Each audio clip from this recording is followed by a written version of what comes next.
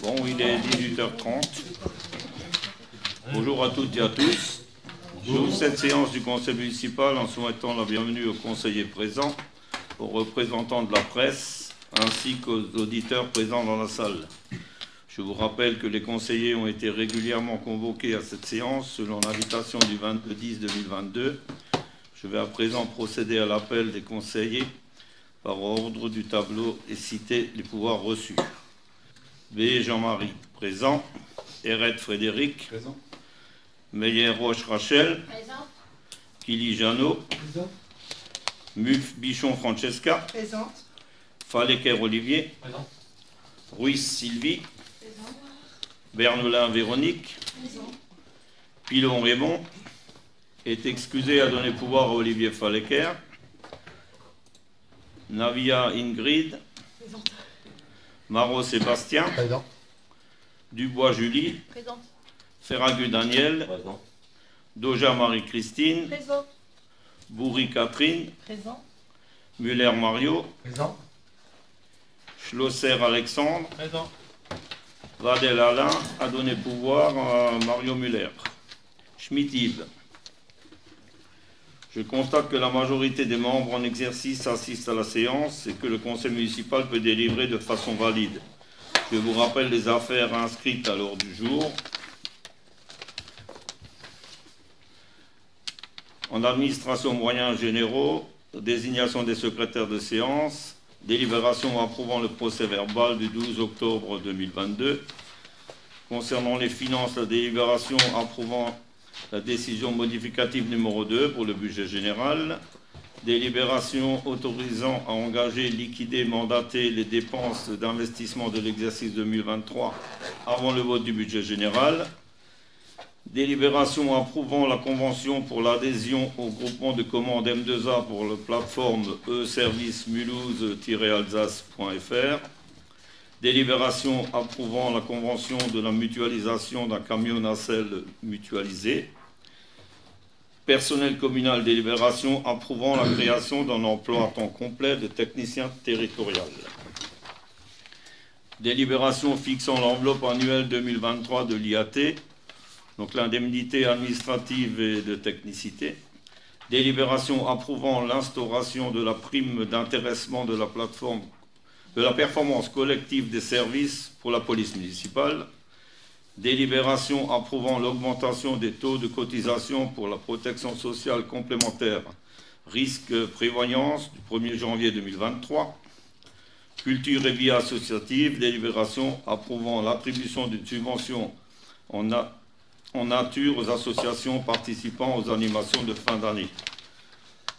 Ensuite, les informations diverses, décisions prises par le maire dans le cadre de ces délégations, les registres des décisions, les registres de DIA, information du correspondant incendie secours Olivier Fallecker, information, réponse aux questions écrites, il n'y en a pas eu.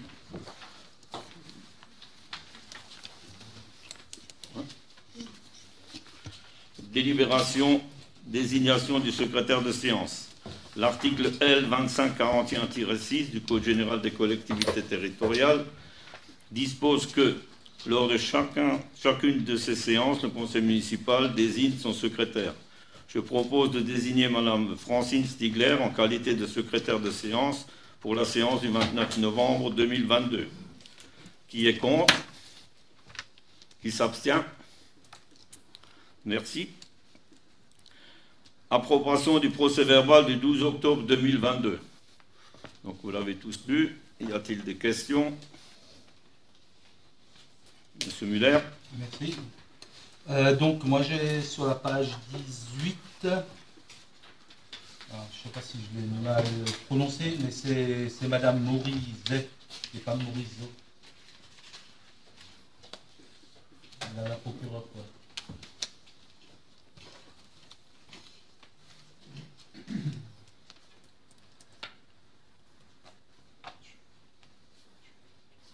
Vous avez trouvé? Non, donc ça c'est...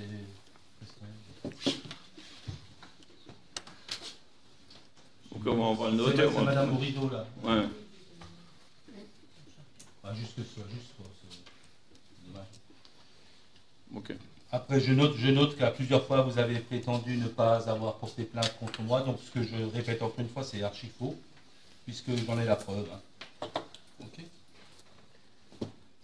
Après, j'ai un peu plus loin, si vous allez jusqu'au bout. Vous avez le droit de répondre, monsieur. Donc, attendez, pardon, page 18. Désolé. Ouais. Là, je crois qu'il y a une petite. Il faut préciser le conseil municipal, ou bien il est arrêté, ou bien il est suspendu. Quoi. Je crois qu'il a été arrêté, c'était la discussion. Ouais, il a été arrêté. Ouais. Donc la deuxième phrase, il faudrait peut-être l'enlever. Quoi. Monsieur le maire suspend. Monsieur le maire arrête. Ouais, c'est bon. Après, j'ai une question, je ne sais pas si. Vous nous aviez, dans ce compte rendu là, vous nous aviez promis un courrier d'information. Vous savez quand vous allez le faire? Une lettre ouverte? Non, pour l'instant, j'ai rien fait, pour l'instant. Oui, mais ça je le sais, parce qu'on ne l'a pas eu, ouais. Non, pour l'instant, je vais faire une chose après l'autre. Donc, la première des choses que je vais faire, c'est répondre aux questions que vous aviez la dernière fois par rapport à la somme et par rapport à ce qui a été discuté, ce que vous avez fait tout à l'heure. J'ai rassemblé tous les documents. On va continuer de les compiler, il en manque 2, 3. On va vous les envoyer et ensuite on pourra en discuter. Mais vous aurez tous les éléments, il n'y a pas de problème. Aucun problème. Mais je ne sais pas de quoi vous parlez. Moi, je parle juste du courrier que vous aviez dit que vous aviez Non, fait. pour l'instant, je n'ai pas fait de courrier. Oui, mais est-ce qu'on sait à peu Je près ne sais quand pas vous quand, faites je ne sais pas. Ah, donc c'est encore ouvert, ça. Voilà. Okay. Oui, mais enfin, vous ne pouvez pas laisser ouvert une chose pareille Non, mais, M. Schmitt. des mois et des mois. Quoi. Non, Ça mais fait je 3 sais. mois, là. Ça fait 3 mois, monsieur B. Schmitt, Juin, Monsieur juillet, Schmitt. août, septembre, octobre, ça fait 4 Monsieur mois. Schmitt, je vous ai répondu. Donc, je vous dirai quand je vais faire. D'abord, on va répondre aux questions que M. Muller s'est posées. Mais quel est l'intérêt de ne pas répondre immédiatement, monsieur B? Et ça, c'est moi qui dois faire le courrier, donc je répondrai quand j'en ai envie. Voilà, je ne peux pas vous dire plus. Vous affirmez que vous allez le faire? Pour l'instant, j'ai rien fait. C'est ce que je peux vous dire. Voilà. Ah, c'est tout. C'est tout. Là, je ne vais pas vous dire quelque chose que je n'ai pas fait. Mais vous l'avez dit. Vous l'avez dit que vous alliez le faire. Je le ferai quand le moment sera venu. Je ferai. Ah, vous allez le faire maintenant. C'est moi qui vous allez le faire. Mais... Quoi. Moi qui suis le Bon, on va passer à autre chose. C'est pas la peine. Oui, mais ça veut rien dire en fait.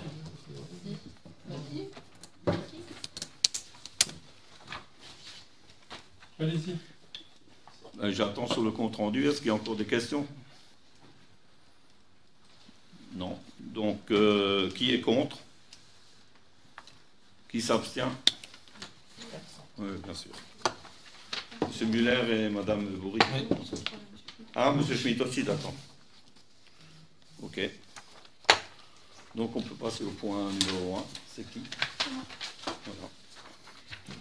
Rapport 2022-FINI-028, approbation de la décision modificative numéro 2 au budget général.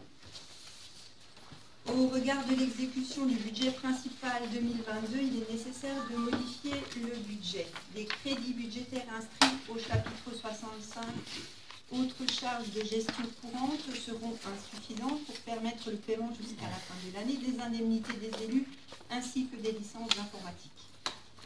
L'insuffisance de crédit concernant les indemnités des élus découle de la revalorisation du point d'indice en date du 1er juillet 2022 à hauteur de 3,5%.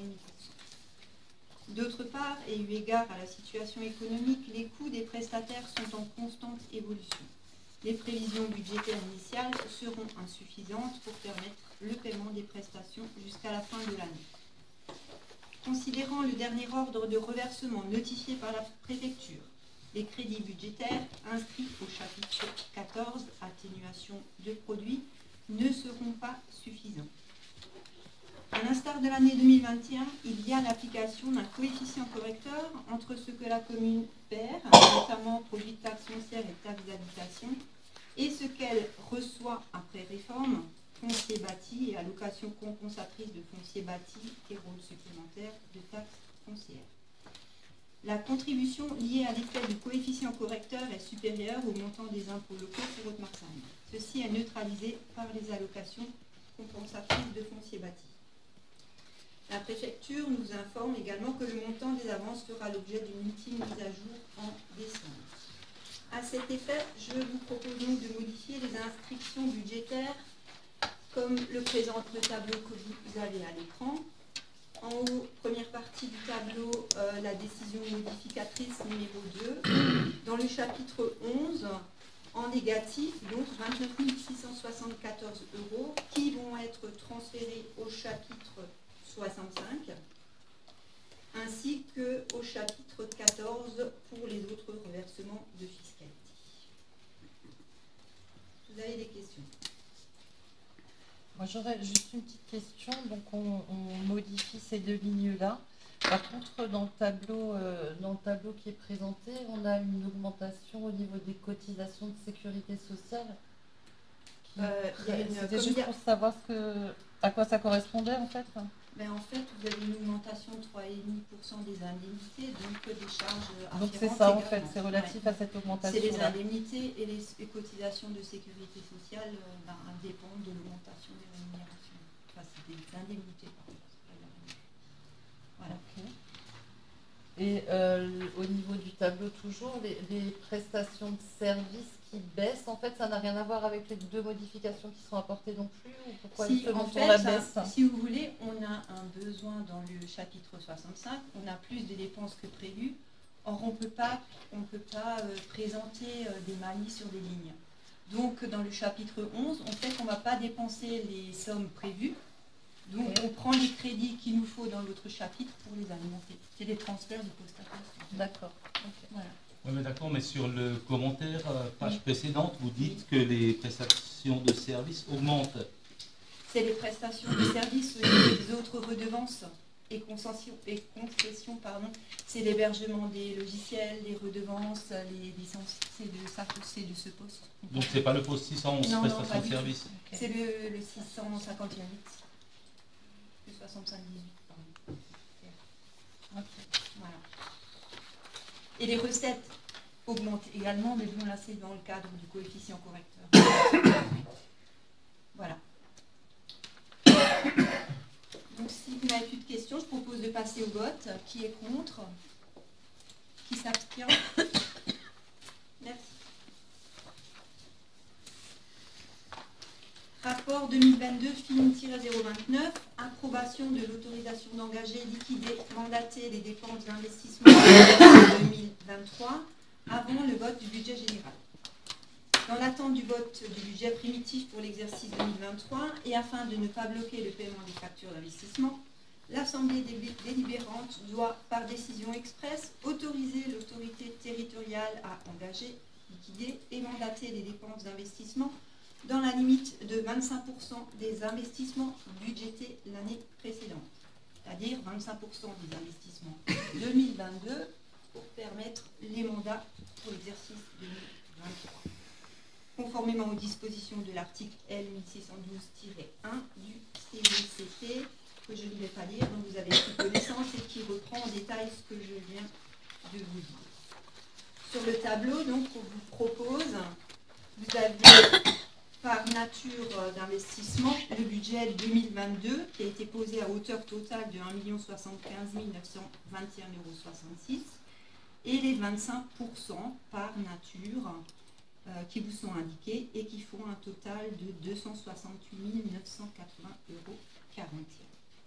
Donc, conformément au tableau que je viens de vous présenter, je vous propose d'autoriser l'engagement, la liquidation et le mandatement des dépenses d'investissement pour un montant maximal de 268 980,41 €.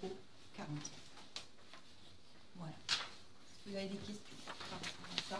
C'est une délibération qu'on fait bien évidemment tous les ans. Oui, merci. Moi j'ai une question. Toutes les années, vous nous avez donné grosso modo ce que vous alliez prévoir au premier trimestre. Hein, réparation des portes, si vous vous souvenez, des choses comme ça. Est-ce qu'on peut avoir un petit détail? Je sais que ça ne correspondra pas aux 262 000, mais ce qui est déjà dans les tuyaux, quoi. Comme vous l'avez fait l'année dernière et les années précédentes. Non, c'est les 25% qu'elle doit répartir comme ça. Oui, mais je veux dire, vous avez déjà, l'année dernière, vous l'avez aussi déjà fait. Ouais, ce que vous aviez prévu, quoi. Oui, je crois qu'il y a l'hébergement qu'on doit payer. L'infogérance, c'est ce qui est mensuel, ça représente 3 265 €. Ça, c'est sûr, vous l'aurez. Après, le planning, ça, il faudrait le demander. Non, Ça, j'en ai ouais. pas connaissance de ce qui est Oui, déjà mais je veux dire, engagé. dans les grandes Mais lignes, on a- l'an dernier, vous l'aviez aussi fait, c'était même les grands projets, quoi. Je veux dire, pas les petits trucs, c'est pas. On a du matériel roulant, c'est de l'entretien, mais je veux dire, on peut pas exactement le définir dans les grandes lignes. Et parce que des travaux, on n'en a pas fait non plus beaucoup, on en a encore quelques-uns à faire qu'on pourrait faire dans le budget, mais on peut pas, je sais pas si on peut le définir ça. Mais je veux dire, vous n'avez rien prévu de Non, gros, quoi, pour l'instant. non. Vous n'avez pas prévu d'acheter une voiture ou un truc, j'en sais rien, moi. Un camion, quoi. J'en sais rien, moi. Non, mais en tout cas pas dans cette partie-là. Le camion, il passe là-dedans.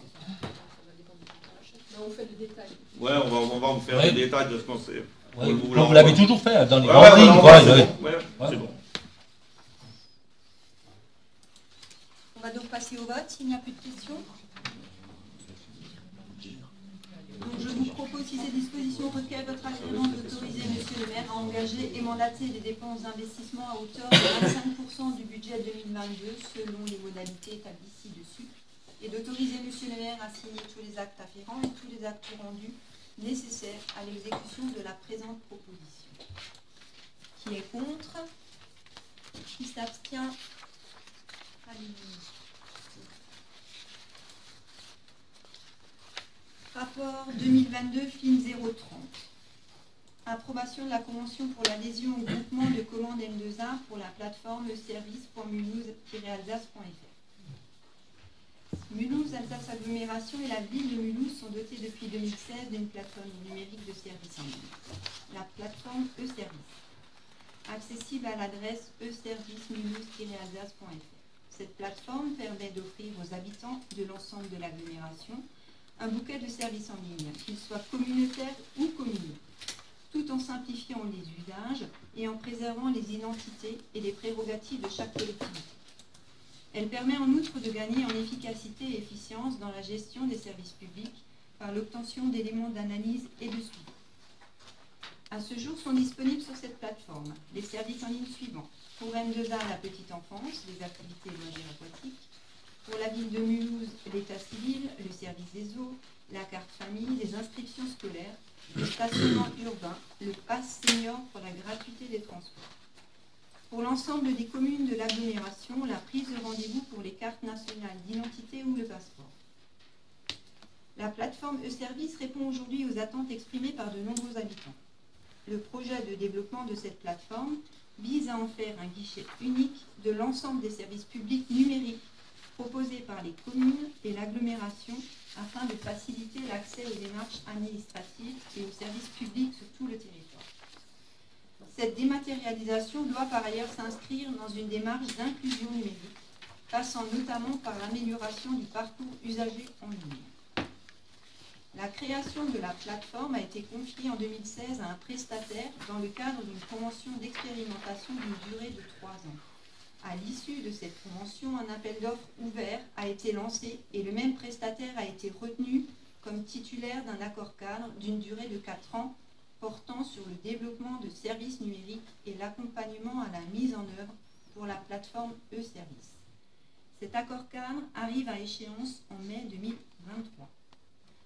Dans l'objectif d'agréger sur une plateforme unique les services en ligne de M2A de la ville de Mulhouse, mais aussi de l'ensemble des communes volontaires de l'agglomération, il est proposé de constituer un groupement de commandes élargi en application des articles L 2113-6 et L 2113-7 du Code de la commande publique dont Mulhouse Alsace Agglomération assurerait la coordination.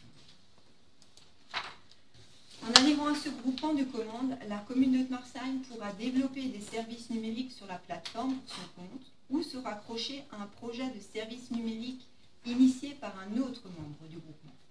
L'adhésion au groupement de commandes n'engage pas la commune financièrement. Tant qu'elle ne développe pas ou ne se raccroche pas à un service numérique de la plateforme, la commune ne supporte aucune charge financière.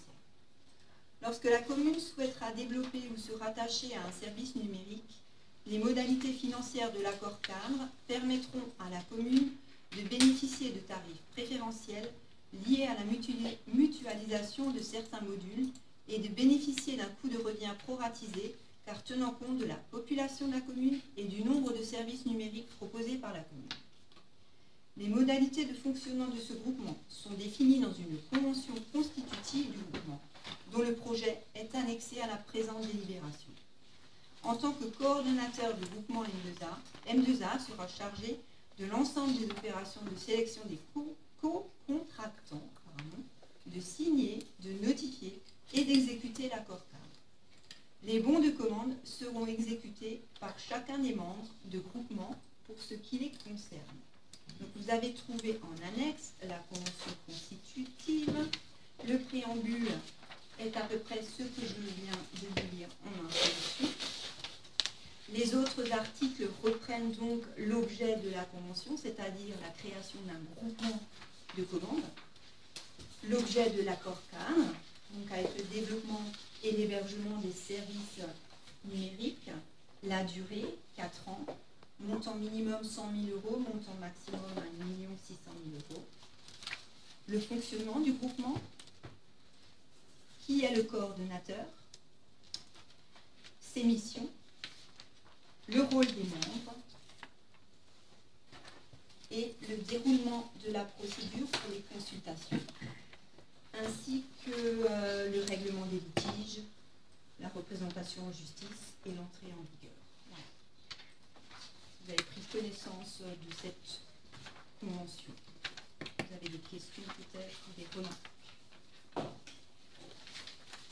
Il y a beaucoup de communes d'M2A qui sont déjà...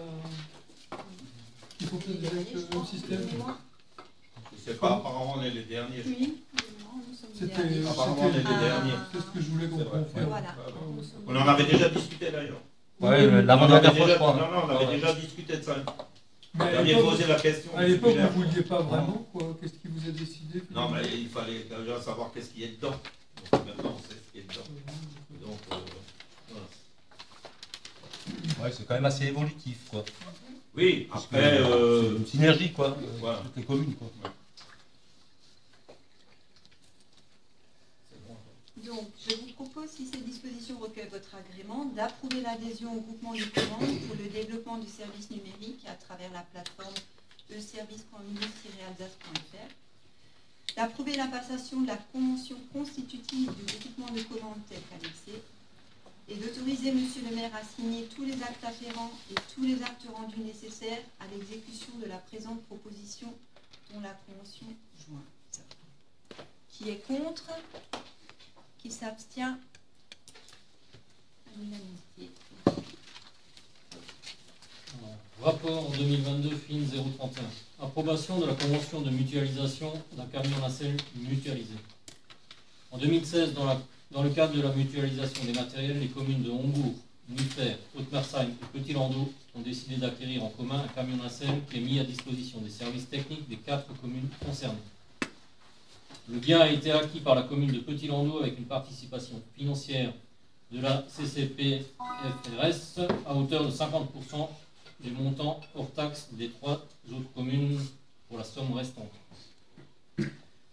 Avec l'accord de ces 4 communes, les communes de Bonzenheim et Chalampé rejoignent la mutualisation de cet équipement au 1er janvier 2023. La présente convention a pour objet de fixer les modalités pratiques d'exploitation de l'équipement mis en commun dans ce nouveau périmètre. Vous avez vu un peu, on était déjà venu sur cette location. Bonzenheim et Chalampé rejoignent et donc se répartissent également les frais d'entretien de ce véhicule. Est-ce que vous avez des questions? J'en ai une, parce que le sujet a été abordé aussi, M2A. Est-ce que, par exemple, il faut un permis spécial pour... Ils doivent être formés, les utilisateurs doivent être formés. Oui. Donc, est-ce que chaque commune va former, ou bien est-ce qu'on louera au partage la nacelle avec le chauffeur? Non, C'est une question. Chaque commune Non. forme. En fait, nous, on la cherche depuis longtemps. Elle est stationnée à Petit-Landau. Hein. C'est eux qui font l'entretien et tous les ans, ils nous font, on partage ce qu'on a utilisé, Les frais, voilà, les frais. Et donc, on la récupère, mais c'est les communes qui doivent former le personnel pour la nacelle. Hein. Il faut le K16 pour la nacelle. Ah, donc chaque commune doit former quand même... Oui, oui, mais en fait, à Bonzenheim, ils ont déjà une nacelle assez âgés, donc ils ont du personnel qui est formé, et à Chalampé, je crois qu'ils avaient aussi un truc un peu qui est un peu similaire, mais c'est trop vieux, quoi. Et donc en fait, au niveau sécurité, ce qu'ils font là, c'est pas bon. Donc c'est les communes qui nous ont demandé d'adhérer aussi.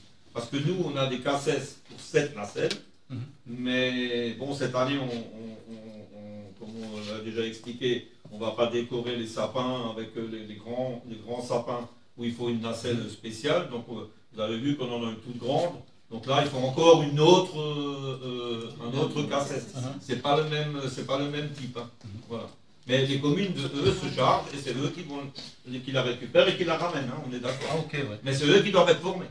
Et donc, eux, un petit landau, quand ils donnent la nacelle, ils vérifient que le gars, il a quand même le permis. Quoi, parce que s'il arrive quelque chose, ça engage la commune qui l'utilise. Hein. On est bien d'accord là-dessus. Impeccable.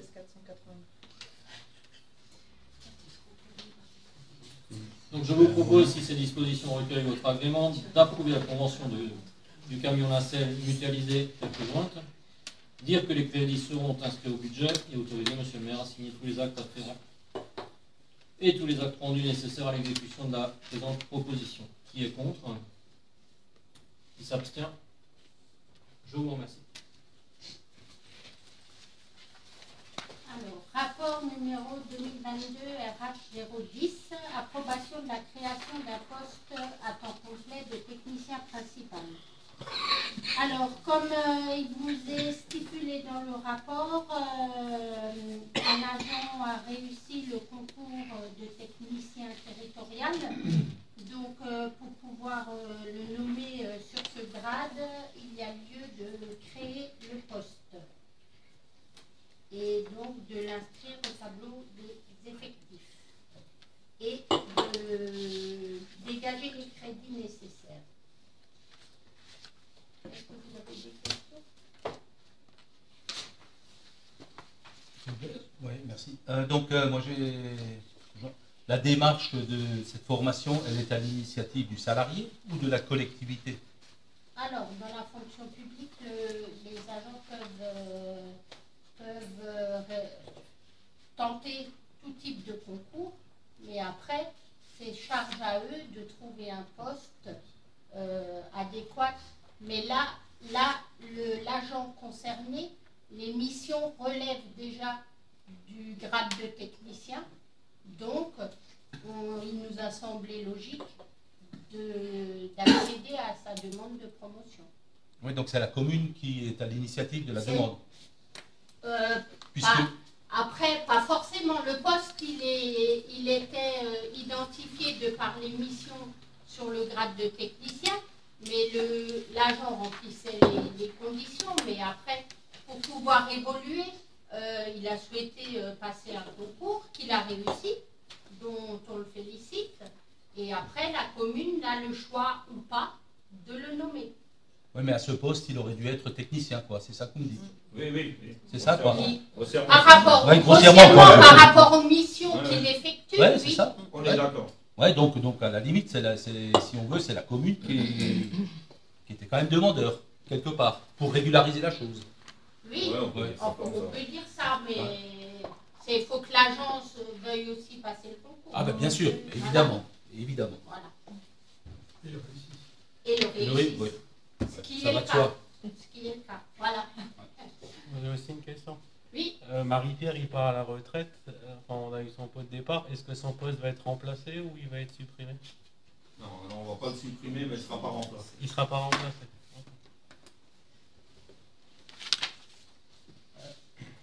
Et sur la page suivante, je ne sais pas, c'est certainement moi qui ne comprends pas bien. Donc l'article 1er, on va créer ce poste, d'accord? L'article 2, on va supprimer l'ancien poste. Je schématise. Hein. Oui. On est d'accord? Oui. Et l'article 3, on confie aux autorités territoriales le soin de procéder au recrutement d'un fonctionnaire. Mais le poste est supprimé, non? Oui, mais il y a toujours besoin de faire ce qu'on appelle une vacance de poste. C'est assez technique. Hein. C'est pour ça qu'il y a cette phrase. Mais on recrute pourquoi alors? Là, disons, vu qu'on supprime et qu'on crée, forcément, il faut qu'on recrute et qu'on ouvre une vacance de poste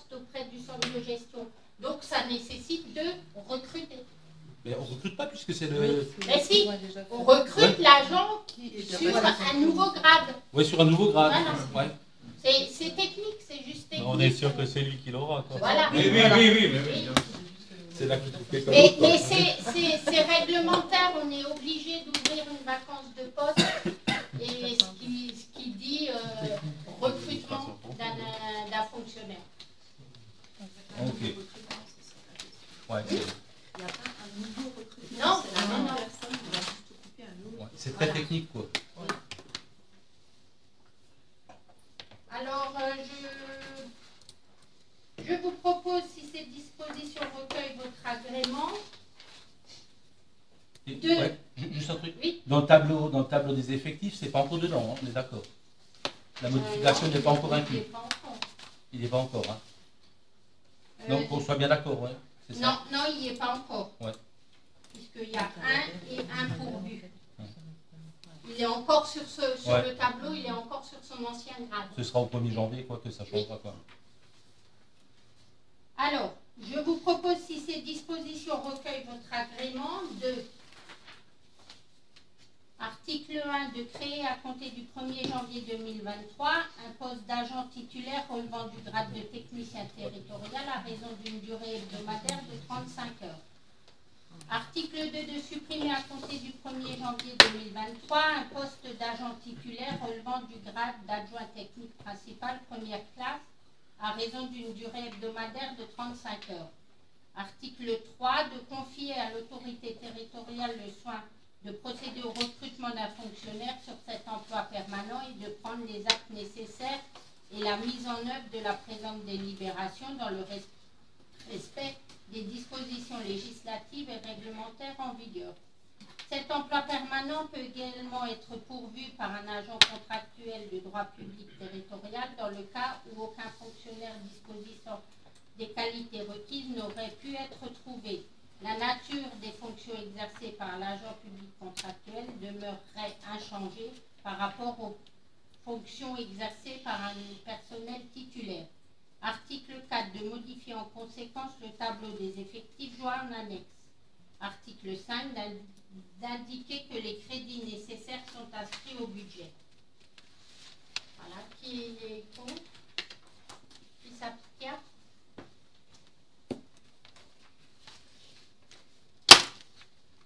Alors, rapport 2022 RH 013, approbation de l'augmentation des taux de cotisation pour la protection sociale complémentaire, risque prévoyance au 1er janvier 2023.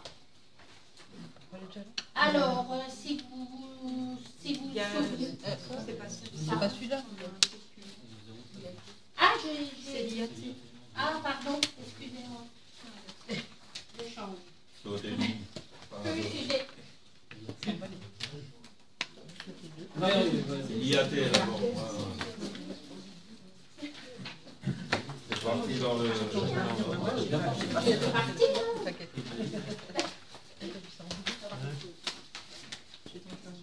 Alors, je recommence. Rapport 2022 RH 011. Approbation du montant de l'enveloppe annuelle 2023 de l'indemnité d'administration et de technicité. IAT. Alors, pour faire court, les agents de la filière police municipale ne sont pas éligibles au RIFSDEP, hein. Le régime indemnitaire des autres agents des autres filières. Donc, ils ont ce qu'on appelle l'indemnité administrative de technicité dans le cadre de leur régime indemnitaire. Cette indemnité est calculée sur des montants, comme vous voyez sur le tableau, de référence annuelle. Ces montants de référence annuelle sont indexés sur la valeur du point d'indice de la fonction publique. Et comme le point il a augmenté, les montants ont changé. Donc il y a lieu de passer en délibération les nouveaux montants. Voilà. Est-ce que vous avez des questions? Actuellement, c'est combien ça doit être 12 600, un truc comme ça, ou je sais pas. Le montant actuel de... Les montants actuels, Au total, juste au total. par rapport aux 12 900, Ouais. les montants actuels, c'est 12 492,64. Et ça, c'est principalement lié à l'augmentation À de l'indice. l'augmentation du point d'indice Ouais. de la fonction publique.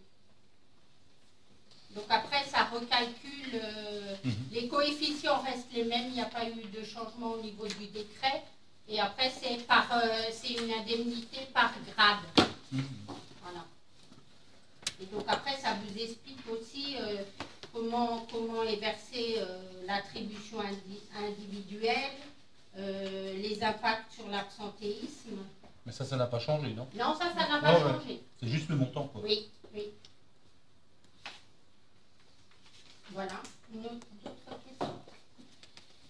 Alors, je vous propose, si ces dispositions recueillent votre agrément, de fixer le montant annuel de l'enveloppe de l'IAT à 12 974,72 €. Dire que la prime pourra être versée également aux agents non titulaires de droit public et aux agents de catégorie B, dont l'indice brut est supérieur à 380. Dire que les attributions individuelles seront fixées par l'autorité territoriale par voie d'arrêté. Dire que l'IAT sera versée mensuellement. Dire que les crédits nécessaires sont inscrits au budget. Voilà. Qui est contre? Qui s'abstient? Merci.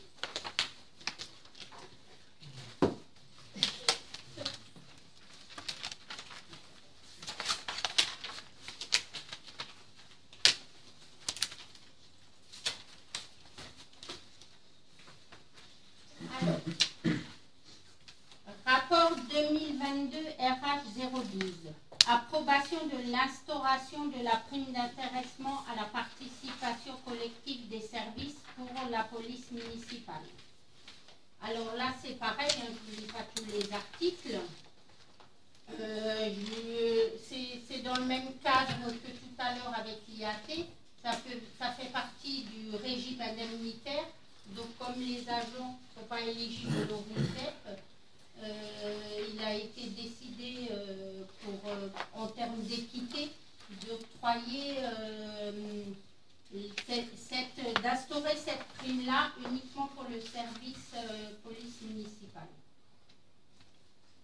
Et vous avez dans le rapport tous les articles qui indiquent le type de bénéficiaire, les conditions de versement, les services concernés, donc l'APM, ainsi que les objectifs qui devront être atteints pour pouvoir obtenir cette prime. Voilà. Est-ce que vous avez des questions? Ouais, donc les autres salariés, aujourd'hui, ils touchent déjà cette prime, c'est ce que vous dites? Non, ils touchent ce qu'on appelle le RIVEP. Ouais. Le RIVEP, c'est un régime indemnitaire qui est classifié par grade, par mission aussi. Ça définit le niveau des missions dans chaque grade, avec des montants, des plafonds maximales. Ça a été voté, je ne sais plus. Oui, ça a été voté. On l'avait voté. Oui. Voilà. Oui, on avait même parlé de ça à l'époque. Oui, je Mais sais. on ne savait pas sous quelle forme. Ouais. Voilà. Mais par contre, la police municipale n'est pas éligible de par le décret au RIVEP. Pas encore, parce que a priori c'est en cours. Pour l'instant, pas. Ouais, bon, je lis dans un des documents, c'est pas encore. Bon, peu importe. Bon, on en reparlera si jamais ils sont éligibles. Ouais, Et puis. Donc implicitement, les autres salariés ont aussi cette prime. Sauf qu'elle n'est pas. Non, c'est pas la même. C'est pas la même. Ouais. Ils ont d'autres primes avec d'autres critères, mais pas celle-là. Pas une prime d'intéressement. Non. C'est pas la même définition de prime. Après, ça reste un complément de salaire. Ouais. Voilà. Mais est-ce que les autres salariés ne peuvent pas un jour prétendre à cette prime aussi, une prime d'intéressement? Ben, pour l'instant, on vous demande de voter pour la PM. Non, non, mais je veux dire, Après, parce je que ne sais c'est... pas, est-ce qu'elle est cumulable avec le RIFDEF, cette prime? Oui. Oui, donc il pourrait... Ouais. Après, il faudra... Ouais, je veux dire, l'intéressement pour moi, c'était toujours collectif, quoi, pour tout le monde. Hein. Donc, Oui. puisque c'est la bonne marche d'un service, c'est la bonne marche. Alors pourquoi est-ce qu'on fait une différence ici entre un policier municipal et puis une secrétaire, par exemple, ou une comptable Oui. Enfin, c'est une question, c'est un débat, quoi. Vous avez raison. Mais après la démarche qui a été initiée, c'est surtout pour ne pas non plus pénaliser la PM pour qu'ils aient rien par rapport au RIFZEP qu'ils touchent. C'est juste pour essayer d'être plus ou moins équitable entre tous les agents. Oui, mais Parce que le RIFZEP, il faut savoir quand même que le RIFZEP a des plafonds quand même qui sont très élevés. Donc il y a des marges de manœuvre assez élevées. Ouais. Dans ce... Mais ce qu'on vient de dire, c'est qu'à la limite, cette prime, elle peut être un complément aussi pour le RIFZEP. Oui. Ouais. Oui, dans les textes, oui, c'est possible. Ouais. Donc c'est pas une question d'équité, à la limite. Non, parce qu'on a inséré ici une distorsion. En termes d'équité sur les primes qui peuvent potentiellement obtenir. Ouais. Parce que l'APM ne peut pas obtenir le RIFZEP. Oui, ça j'ai compris. Voilà. Ils ont l'IAT et la prime d'intéressement. Enfin, on propose la prime d'intéressement. Ouais. Est-ce qu'il n'y avait pas moyen de trouver une autre dénomination Ben, apparemment, il n'y en a pas.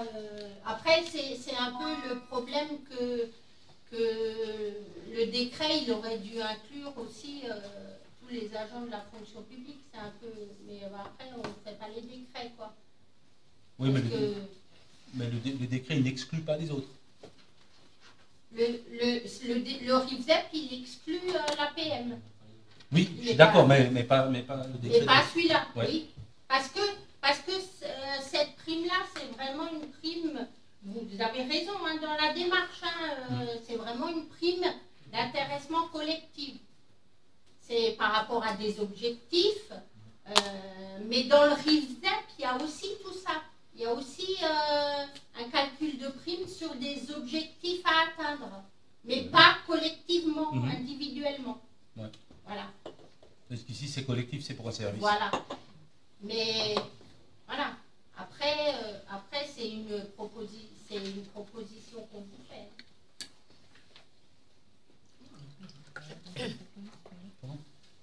Vous avez d'autres questions?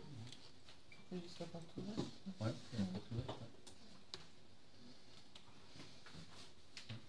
Alors, moi, j'aurais aimé qu'on trouve une autre dénomination à cette prime, quoi. mais il n'y a pas d'autres primes possibles. Ouais. Et puis après, on ne peut pas changer la dénomination. Elle est réglementée par décret. Et voilà. Mais en partie, je suis d'accord avec vous. En partie, globalement. En partie globalement. Mais en partie, non, sur le fond. Sur le principe, je suis d'accord avec vous. Mais des fois, il faut essayer de trouver des petites choses pour... voilà, le décret n'est pas parfait, les décrets ne sont pas parfaits, et puis il faut des fois qu'on trouve des substitutions pour essayer... Des compromis. Pardon ? Des compromis. Oui, voilà. Ouais. Après, c'est vrai que l'administration, c'est pas le privé, mais bon... Ah non, pas du tout. Ouais, ça, je vous confirme. Ouais, mais... bon, mais... Voilà. Est-ce que vous avez d'autres questions? Alors, je vous propose, si ces dispositions recueillent votre agrément, d'approuver l'instauration de la prime d'intéressement à la performance collective des services tels que décrits ci-dessus, dire que les crédits sont inscrits au budget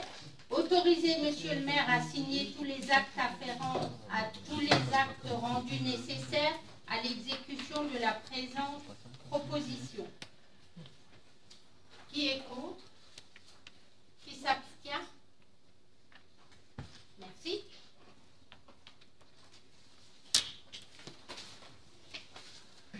Alors, rapport 2022 RH 013, approbation de l'augmentation du taux de cotisation pour la protection sociale complémentaire risque prévoyance au 1er janvier 2023. Alors, nous avions déjà signé cette convention en 2018 avec le groupe assurance Sofactis par le biais du centre de gestion. On avait déjà fait une délibération en octobre 2021 sur une augmentation. Et donc là, à l'identique de celle de 2021, il y a de nouveau une augmentation. Cette augmentation, elle est due à une aggravation des sinistres, hein, du nombre de sinistres, et puis du poids que supporte l'assureur sur ces sinistres. Voilà. Donc, Les taux sont spécifiques à notre commune, non, c'est général. Les taux-là, c'est une convention qui a été signée avec le centre de gestion. Ouais. C'est comme tous les contrats d'assurance, c'est par rapport à la négociation des contrats d'assurance. Mais là, c'est vraiment un groupement. Donc, on a déjà un taux quand même plus ou moins attractif, puisqu'il y a plusieurs communes qui y adhèrent. Pardon. Mais vous dites qu'il y a eu beaucoup plus de sinistres, d'incapacités, de décès, des choses comme ça? Pas chez nous, dans la globalité. Oui, d'accord, mais bon, le groupe... Dans la globalité, dans la fonction publique. Oui, d'accord, mais la convention, c'était uniquement... Pour l'ensemble, c'est pas que pour nous. Ouais. Plus l'indice de poids, ça fait pas mal qui touche quand même. Hein. Oui.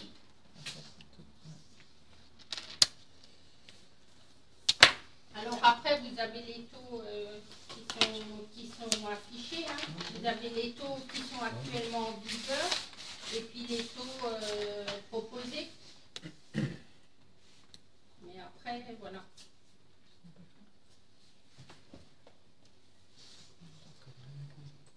C'est sûr que ça va impacter les agents, c'est sûr ça aussi. Mais après, ça augmente partout. Hein. Ouais. Malheureusement, ouais, malheureusement. Faut peut-être pas se résigner. Non, mais après on a déjà un contrat de groupe avec plusieurs négociés par le centre de gestion, donc je ne pense pas qu'on puisse avoir un meilleur taux. Alors, par rapport à la couverture aussi, il faut toujours comparer par rapport à la couverture. D'accord, mais ce que je veux dire, à un moment, il faut aussi être critique sur les augmentations, peut-être aussi à des moments demander aux assurances de... Oui, mais c'est ce qui est marqué. Je crois qu'ils avaient tous déploré l'augmentation quand ils ont négocié avec l'assureur. Mais voilà.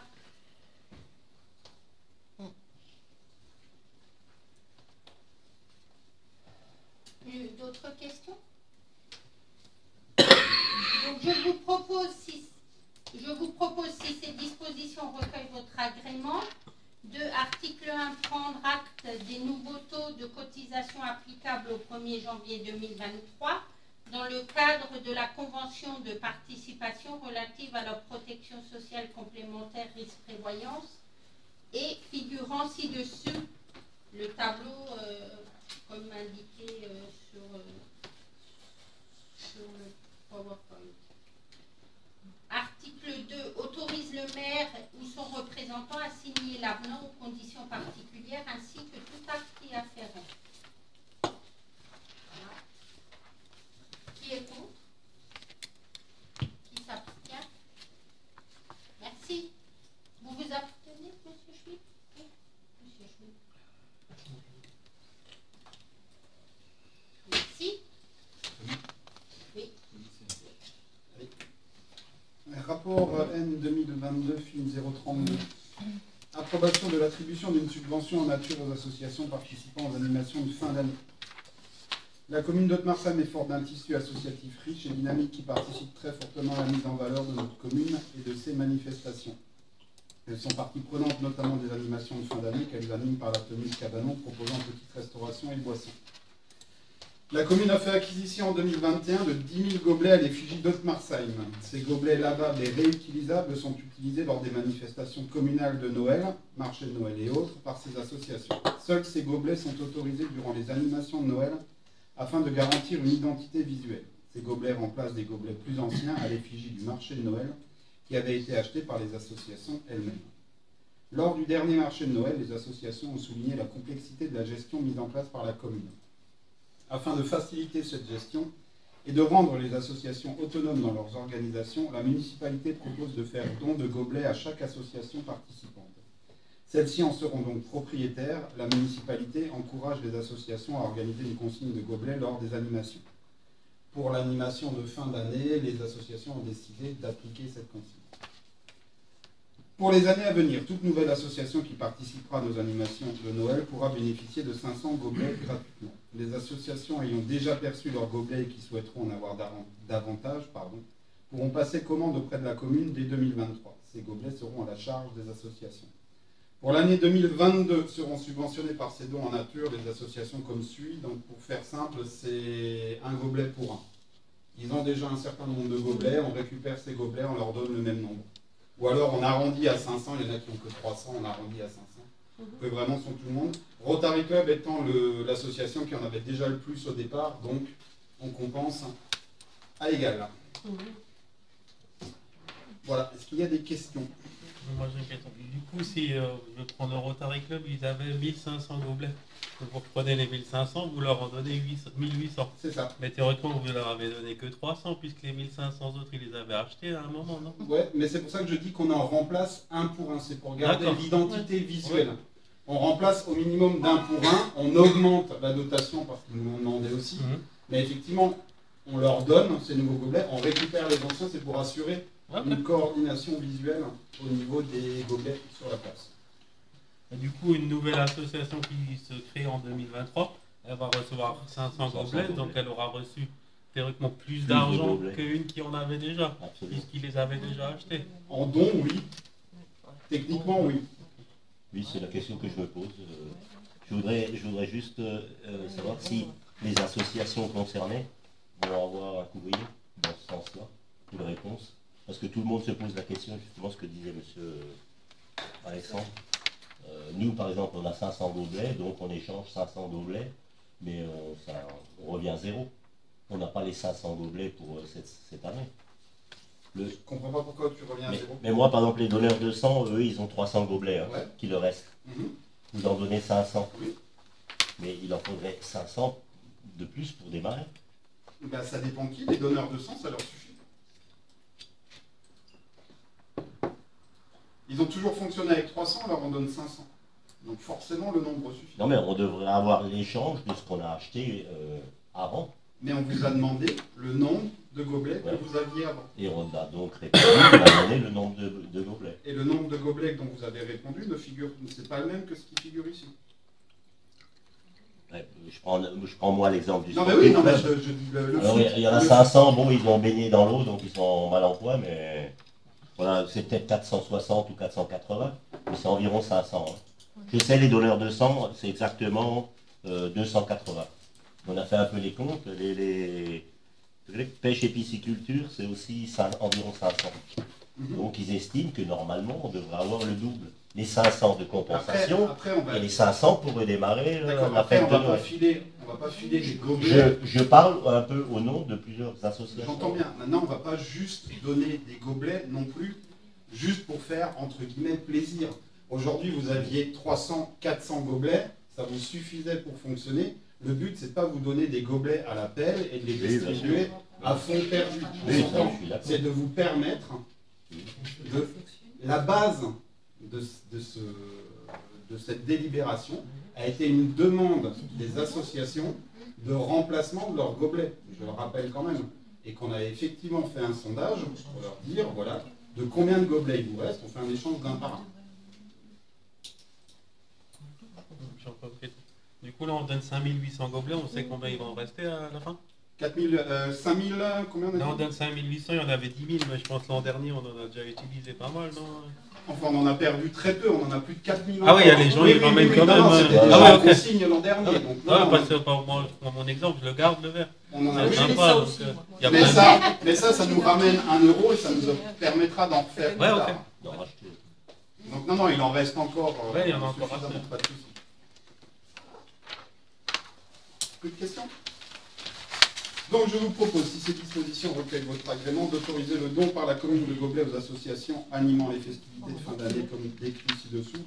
Autoriser Monsieur le maire à prendre toutes les mesures utiles au bon déroulement de cette procédure et signer tous les actes afférents et tous les actes rendus nécessaires à l'exécution de la présente proposition. Qui est contre? Qui s'abstient? Merci. Donc ensuite, c'est à moi. Registre des décisions, vous l'avez tous vu. Est-ce qu'il y a des questions auxquelles je dois répondre? On va le mettre, j'allais dire au tableau, à l'écran. Ça, c'est mon âge, peut-être.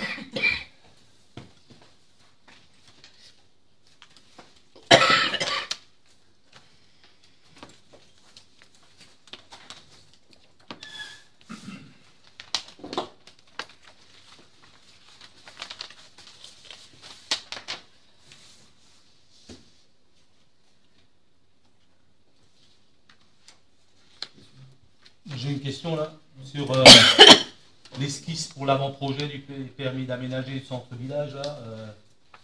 Il y a déjà quelque chose qu'on peut voir parce que puisqu'ils ont fait une esquisse, non? Pour le centre-village. Ouais. On a fait des découpages, donc on a travaillé sur les découpages. On a, je vais regarder si on a un plan avec la voie douce. Si on en a un, oui, bien sûr, vous pouvez le voir. Parce que, ouais, a priori, il y avait un appel d'offres ou un appel à projet qui a été lancé là, qui a été retiré. Ça va être lancé là. Ouais, ça va être lancé. Ouais. Ouais, si vous pouviez joindre, est-ce que vous... Ouais, je crois qu'on a un plan là, avec la voie douce. Parce qu'en fait, ils ont fait le découpage. Voie douce, c'est ce qui reste à construire en fait. Grossièrement, c'est ça. Ouais. Mais bon, il n'y a pas de... C'est pas l'emplacement exact de ce qu'on va construire dessus. Ouais. Ce qui est fait, c'est la voie douce et la partie qui sera réservée. n'est pas encore... Non, on n'a pas encore... non, il n'y a pas de plan. Il faut attendre que quelqu'un nous propose quelque chose, on va voir ce qu'ils vont nous proposer. Et ensuite, on décidera. Maintenant, on vous mettra dans la boucle, de toute façon. On l'avait promis, donc on fera ce qu'on a ouais. Mais alors, qu'est-ce qu'ils ont fait eux, là comme, Ils doivent faire le découpage. Hein, c'est après... Ah oui, il doit faire le découpage. Il doit faire le découpage avant, en fait. Parce qu'en fait, c'est pas la même chose. La voie douce, c'est la commune qui doit réaliser la voie douce. C'est pas le même projet. Ça ne peut pas rentrer dans l'autre projet. Donc, la voie douce, elle est séparée. Donc nous, on a pris cette société-là qui, eux, font le découpage. En fait, ils nous disent, voilà, la voie douce, ça représente telle surface. Il y a un croquis sur la voie douce. Et l'autre partie, en fait, ils font un découpage pour le permis d'aménager. On est d'accord. Okay. Le permis d'aménager ça doit faire partie d'un découpage.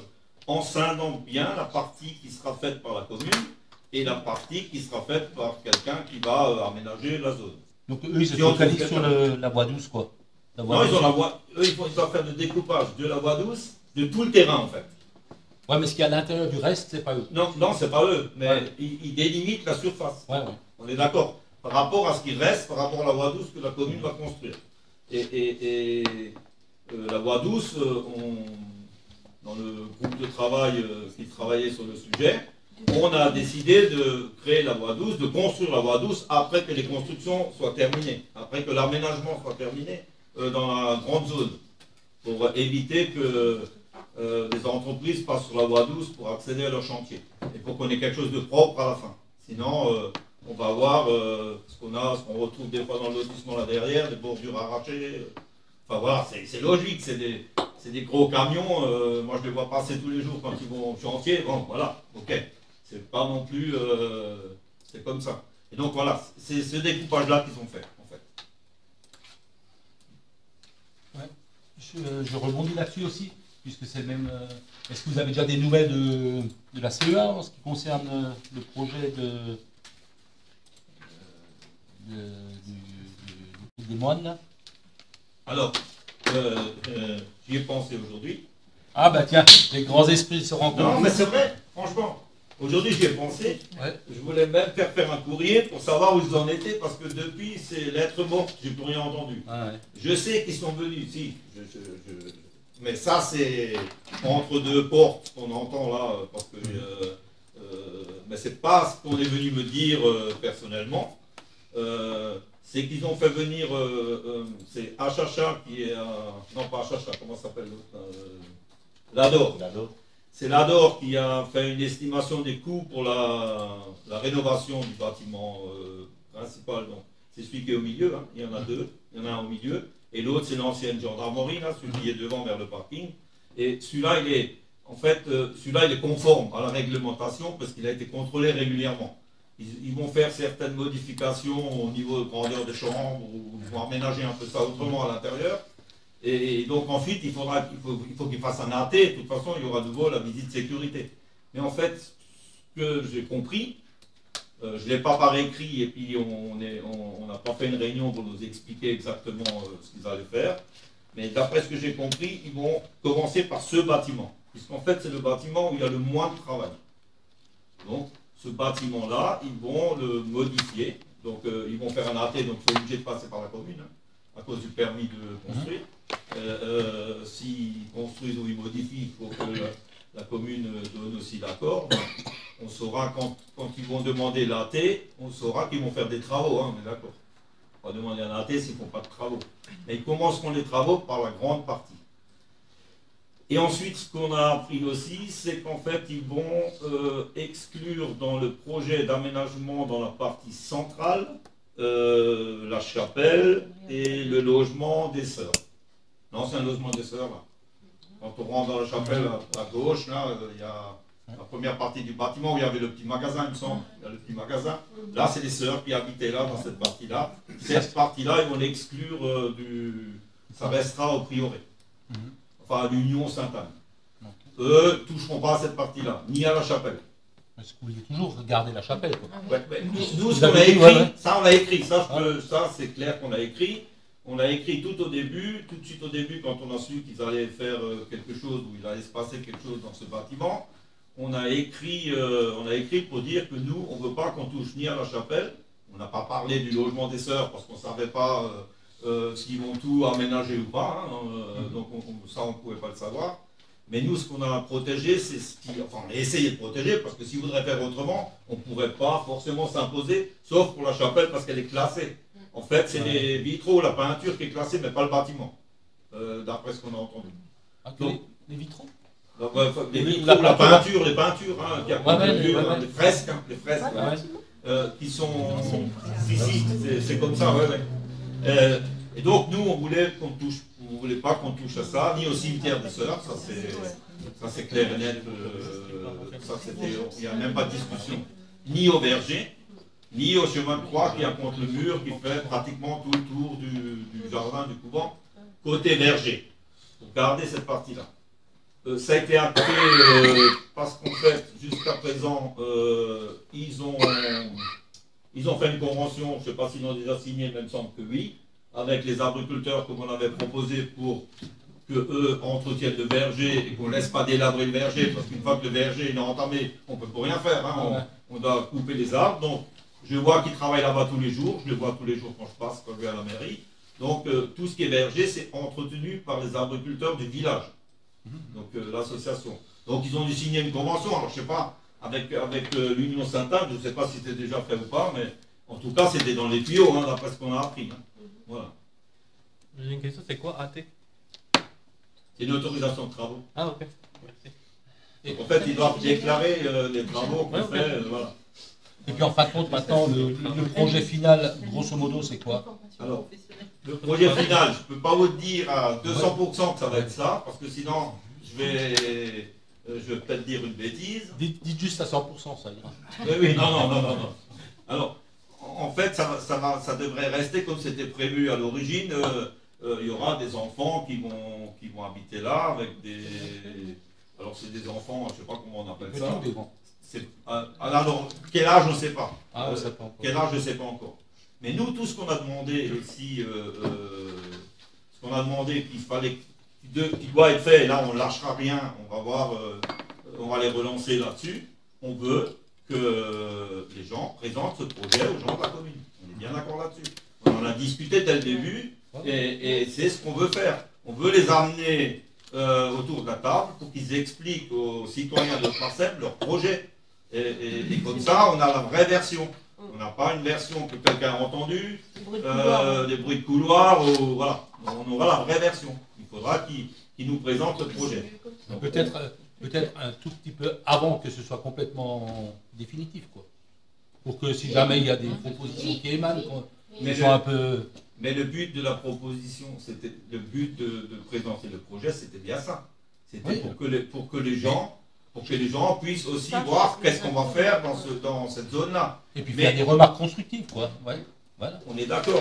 Mais en fait, encore une fois, je veux vous dire, c'est un lieu privé dans lequel même moi, je ne pourrais pas intervenir si ce n'est pas de la sécurité sur notre village, parce que c'est privé. Et au niveau des permis de construire, s'il y a des irrégularités ou des choses qui ne sont pas conformes. Mais je ne pense pas que la CEA ni cette association-là va construire des choses non conformes. Hein. Enfin, j'aurais beaucoup de mal à le croire. Hein. Mais le truc, les dernières fois qu'on en a parlé, tout était suspendu à la décision de la CEA de subventionner ce projet. Alors, et là, ils l'ont fait ou quoi? Je ne sais pas si ça a été voté à la CEA. Ah, ok, ouais. Moi, je parlais du mois de juillet où ça devait être... Oui, mais moi, je ne peux pas vous dire si c'était voté à la CEA. Je vais me renseigner parce qu'il faut que je relance. Qu'on ne se retrouve pas à la dernière minute à avoir un projet qui vont commencer lundi matin, quoi. Le but, il est là, quoi. Mais c'est incroyable qu'on ne soit pas prévenu. Non, mais je pense que si ça avait été le cas, il l'aurait dit. Mais je vais quand même demander où c'est qu'on en est avec ce projet. On va leur faire un courrier pour savoir à quel niveau ils sont. Mais on veut qu'ils viennent présenter le projet. Alors, au niveau CEA, la dernière fois, ils étaient ici pour expliquer un peu tout ce que je viens de vous dire. Hein. Rien n'était défini. Hein. Donc moi, je vous dis ce que j'ai entendu. Quand j'ai dit qu'il fallait faire une présentation, eux, ils n'ont pas tellement l'habitude de faire des présentations aux gens. Donc moi, j'ai insisté sur le fait que cette présentation, nous, on veut qu'elle soit faite. Ça vous l'avez déjà signalé plusieurs fois. Je pense qu'on va quand même pouvoir arriver à mettre les gens autour de la table. C'est quand même plus simple que quelqu'un qui va à un projet. Ces gens-là ont sans doute travaillé sur ce projet pas depuis hier matin, je pense. Hein. Et donc, ils ont des infos et ils sont imprégnés dans le projet. Donc, ils ont beaucoup plus de facilité à répondre aux questions et à nous expliquer exactement qu'est-ce qui va se passer. Nous, on a plein de questionnements quand même. On veut savoir comment ils vont intégrer ces gens-là, ces jeunes, dans les écoles. Ah oui, si à un certain âge, ils doivent peut-être certains aller dans les écoles. Peut-être ça peut nous arranger dans une classe où maintenant on a peut-être pas assez d'élèves et on ferme une classe. Peut-être que si ces gamins sont là, doivent aller à l'école, ça peut peut-être aussi profiter aux gens d'ici, là où on ferme une classe pour avoir une classe supplémentaire. Mais tous ces points-là, il faut les avoir pour discuter, pour savoir comment ça va se passer. Parce que c'est pas seulement la construction. Hein. Il y aura le problème des transports en commun aussi, parce qu'ils voudraient aller sur... Ouais, mais autre chose, quoi. Tous ces points-là, il faut les aborder, parce que c'est important de voir comment on va intégrer intelligemment ces gens-là dans d'autres communes. Parce que, je ne sais plus combien c'était, à un moment donné, on parlait de 40 à 60 gamins. Non, on parlait de 40 à 60 gamins. Moi, je pense que 60 gamins comme ça, en plus, c'est bien si ça peut aider à droite à gauche, à ouvrir des... Je dis bien, à pérenniser des classes, à aider dans d'autres trucs. Moi, ça me va très bien, mais on veut savoir, c'est pas on veut savoir comment ils seront intégrés. Et intégrés dans la commune, intégrés dans les écoles, intégrés peut-être pas dans les crèches, parce qu'il n'y aura pas des petits comme ça, je pense que non. Et quelle tranche d'âge, c'est important notre tranche d'âge. Et on avait déjà évoqué à l'époque, ce serait bien de ne pas prendre forcément que des gens de Mulhouse, parce qu'en fait, on retrouverait peut-être les mamans qui viendraient les voir alors qu'ils n'ont pas le droit, et ainsi de suite. Donc voilà, là où ils sont actuellement, c'est quand même loin de la ville, c'est du côté de Colmar et c'est des gens de Mulhouse apparemment, hein, enfin grossièrement. Hein. Et voilà. Mais là-bas aussi, ils vont réhabiliter une partie, alors c'est peut-être pour ça que ça dure un certain temps. Parce que tout au début, ils devaient tout vider, tout mettre là. Ça, c'est la version qu'on a entendue à l'époque. Sauf que là-bas, ben, les gens ne sont peut-être pas contents non plus, parce qu'ils sont peut-être comme nous. Je pense que nous, on arrivera à le faire aussi. Une fois qu'on a intégré ces gens-là, le lendemain matin, on va partir tout le monde. C'est comme les moines, hein, on est d'accord, hein. Les moines étaient là, on les a intégrés dans notre village, dans notre vie au quotidien, ils étaient présents. Et puis d'un seul coup, demain matin, il n'y a plus personne. Donc en fait, on s'est aussi posé des questions. Qui va faire la messe? Comment ça va se passer? Voilà. Mais là, c'est 60 gamins. Si demain matin, ben, ils s'en vont tous d'un coup. Voilà, ça va être compliqué aussi. Et puis là-bas, c'est la question qu'ils se sont posées. Donc c'était peut-être plus qui devaient venir au début, mais ils vont garder une partie là-bas apparemment. Je dis bien apparemment. Ouais, comme vous l'avez déjà dit plusieurs fois déjà, de toute façon, il y a une phase de rénovation là-bas aussi, quoi. Oui. Ouais, donc il y aura de toute façon une transition à un moment. Mais je veux dire, ils vont peut-être prendre une partie qu'ils vont mettre chez nous, ils vont réparer peut-être une partie aussi en même temps là-bas et faire une partie ici, et puis ensuite ils pourront faire l'autre partie. C'est pour ça qu'ils commencent peut-être par un bâtiment qui est plus adapté et qui est aux normes à l'heure actuelle. Voilà. C'est ce que je peux vous dire pour l'instant. Mais pour ne pas confondre, là, juste pour comprendre clairement, vous avez parlé de l'endroit où ça se trouvait, du côté de Colmar, vous dites, est-ce que c'est pas plutôt du côté de Guebwiller? Ah, ou c'est Guebwiller, c'est le genre que vous aviez appelé. Guebwiller. Bon, alors je suis pas bon en géographie. C'est un Rimpac, quoi. Non, parce que c'est un Rimpac, c'est côté de Guebwiller. Ah oui. Enfin, je voyais ça plus vers là-bas, moi. Ouais, c'est à peu près au même moment. Ouais, bon, ça, il faut prendre l'autoroute. Monsieur Schmitt, le fond, c'est le même. Ce soir là-bas ou là, la réponse est la même. Non, mais c'est bon. Voilà.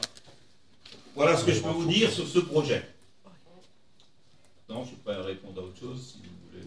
C'est gentil, ça. Et moi, j'ai éventuellement une question par rapport au port. Est-ce qu'on a des nouvelles de ce qui va se passer? Est-ce qu'on aura également une information pour le public, etc. C'était ça. Ouais, après, il y a Olivier. Mais on en a pas prononcé. Le port, il y a des projets au port, naturellement. Tout le monde a entendu que le port va s'agrandir. Ils vont faire du ferroutage dans la zone sud du port, c'est-à-dire sud-est, sud-ouest, il ne faut pas que je me trompe ce coup-ci. Donc dans la partie sud-est du port, ils vont faire des travaux, il y aura du ferroutage, donc c'est des camions qui vont charger sur des voies de chemin de fer pour faire des transports, pour éviter que ben voilà, le ferroutage c'est maintenant d'actualité. Il y a un projet, mais pour l'instant c'est pas encore signé, mais c'est en bonne voie, où il y a une entreprise qui va s'installer, qui va faire du bois. Donc en fait, quand je vous dis faites du bois, c'est pas une entreprise qui va vous vendre un ster de bois, on est bien d'accord. C'est une entreprise qui va faire des éléments de menuiserie pour faire des meubles, du mobilier, des choses comme ça, puisque en fait, on a eu une présentation un jour là, de cette entreprise, mais bon, c'est une présentation, comme il y en a tous les jours qui viennent présenter un truc. Hein. Donc au début, voilà, il vient nous présenter, c'est le patron lui-même qui est venu nous présenter ça.